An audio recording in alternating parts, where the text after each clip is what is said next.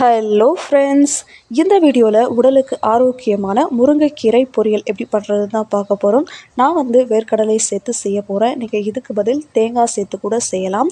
இப்போது இதை பண்ணுறதுக்கு, இந்த முருங்கைக்கீரை பொரியல் பண்ணுறதுக்கு ஃப்ரெஷ்ஷாக கிடைச்ச அந்த முருங்கைக்கீரையை அதோடைய காம்புகளை நீக்கிட்டு இந்த மாதிரி தனியாக எடுத்து வச்சுருக்கேன். இப்போ இதை நம்ம தண்ணியில் போட்டு ஒரு 2 டைம்ஸ் நல்லா வாஷ் பண்ணி எடுத்துக்கலாம்.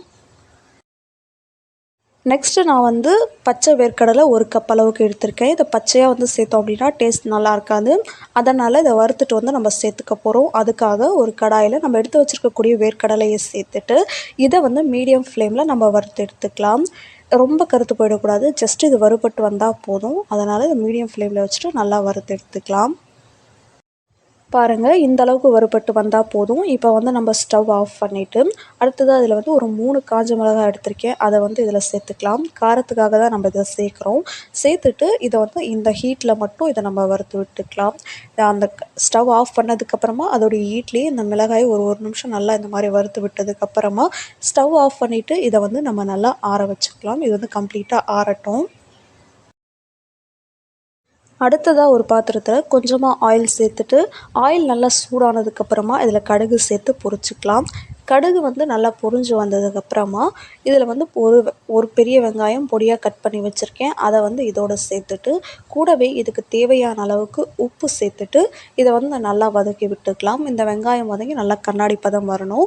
நீங்கள் இதுக்கு பதில் சின்ன வெங்காயம் சேர்த்தும் செய்யலாம். பட் நான் பெரிய வெங்காயம் தான் சேர்த்துருக்கேன். நீங்கள் சின்ன வெங்காயமும் சேர்த்துட்டு இதுக்கு பதில் நல்லா வதக்கி எடுத்துக்கலாம். இந்த வெங்காயம் இப்போ நல்லா கண்ணாடி பதம் வதங்கி வரட்டும்.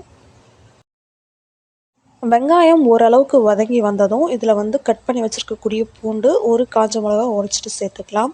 சேர்த்துட்டு இதுவும் நல்லா வதங்கி வர அளவுக்கு ஒரு நிமிஷத்துக்கு நல்லா வதக்கி விட்டுக்கலாம்.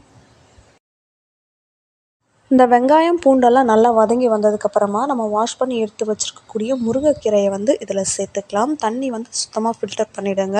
தண்ணி சுத்தமாக ஃபில்டர் பண்ணிவிட்டு இந்த முருங்கைக்கீரையை இதில் சேர்த்துக்கணும். சேர்க்குறப்ப இது நிறைய சேர்க்குற மாதிரி தான் இருக்கும். பட் அடுத்து ஒரு 5 மினிட்ஸ்க்கு நம்ம கலந்து விட்டோம் அப்படின்னா, வதக்கி விட்டோம் அப்படின்னா அந்த முருங்கைக்கீரை அப்படியே கம்மியாகி வந்துடும். ஸோ இப்போ இந்த முருங்கைக்கீரையை நம்ம இதில் சேர்த்துட்டோம். சேர்த்துட்டு நெக்ஸ்ட்டு இதை நம்ம வதக்கி விட்டுக்க போகிறோம். மீடியம் ஃப்ளேமில் வச்சுக்கோங்க. மீடியம் ஃப்ளேமில் வச்சுட்டு இதை இந்த மாதிரி நல்லா வதக்கி விட்டுட்டே இருந்தோம் அப்படின்னா அடுத்து ஒரு 5 மினிட்ஸ்க்குள்ளே இதோடைய அளவு அப்படியே பாதியாகி வந்துடும். ஒரு 5 மினிட்ஸ் நல்லா வதக்கி விட்டதுக்கப்புறம் பாருங்கள், இதோடைய அளவு அப்படியே பாதியாகி வந்துருச்சு. ஸோ இப்போ இந்த ஸ்டேஜில் நம்ம தண்ணி சேர்த்துருக்கோம். தண்ணி நிறைய சேர்க்கக்கூடாது.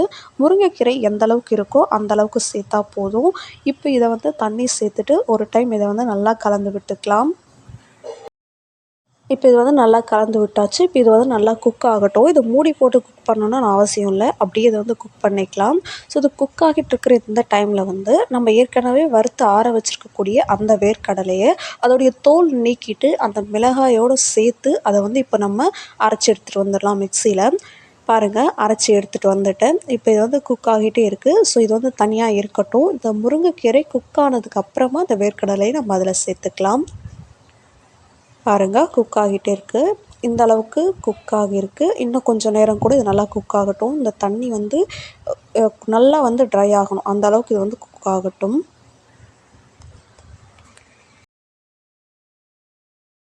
இந்த முருங்கைக்கீரையை பொறுத்த வரைக்கும் ரொம்ப நேரம் வேக வைக்கணும் அப்படின்னு அவசியம் இல்லை. ஜஸ்ட் ஒரு 10 மினிட்ஸ் குக் பண்ணாலே இது நல்லா வெந்து வந்துடும். இப்போ இந்த முருங்கைக்கீரை நல்லா வெந்து வந்துருச்சு. இந்த ஸ்டேஜில் நம்ம ஏற்கனவே அரைச்சி எடுத்து வச்சுருக்கக்கூடிய வேர்க்கடலை இதில் சேர்த்துக்கலாம். நீங்கள் இது கூடவே துருவின தேங்காய் சேர்த்துக்கலாம். அப்படி இல்லைனா வேர்க்கடலை சேர்க்க விருப்பம் இல்லாதவங்களும் தேங்காய் இந்த ஸ்டேஜில் துருவிட்டு சேர்த்துக்கலாம். இப்போ இதை நம்ம நல்லா கலந்து விட்டுக்கலாம்.